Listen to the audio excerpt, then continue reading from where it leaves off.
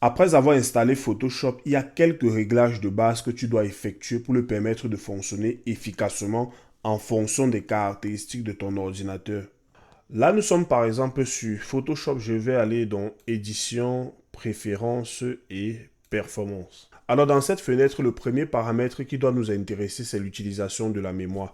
Ici, il est question de décider quelle quantité de RAM Photoshop doit utiliser. C'est-à-dire que si j'ai par exemple 8 Go de RAM dans mon ordinateur, je peux décider que Photoshop n'utilise que 4 Go de RAM et les autres 4 Go seront alloués pour les autres applications. Parce que si je décide que Photoshop utilise toute la mémoire disponible sur ton ordinateur, bah quand tu vas ouvrir Illustrator ou InDesign ou une autre application, tu vas te rendre compte que ton ordinateur est en train de ramer.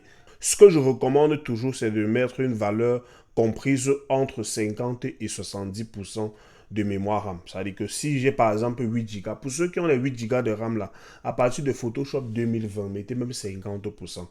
Si, dans mon cas ici, je suis allé jusqu'à 70 parce que j'ai assez de mémoire RAM jusqu'à 32 Go. Donc, je peux me permettre d'aller jusqu'à 70%. Le deuxième paramètre ici, c'est l'activation du processeur graphique. Si tu as une carte graphique, par exemple, externe, il faut activer cette option pour que Photoshop l'utilise pour pouvoir affiner ton processus de travail. Le troisième paramètre ici, c'est l'historique et la cache. Mon état d'historique ici, par exemple, est à 50. Ça veut dire que je peux faire CTRL Z jusqu'à 50 fois sur Photoshop. Ça veut dire quoi? Photoshop peut sauvegarder jusqu'à 50 dernières actions que tu as effectuées sur un projet.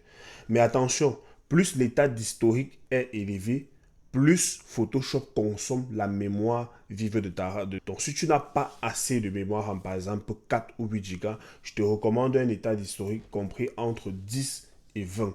Mais si tu as entre 32, 64 comme ceci, tu peux aller même jusqu'à 100 d'état d'historique. Ensuite, ici, nous avons le niveau de cache. Ce que je recommande ici, il ne faut pas se compliquer la vie pour rien.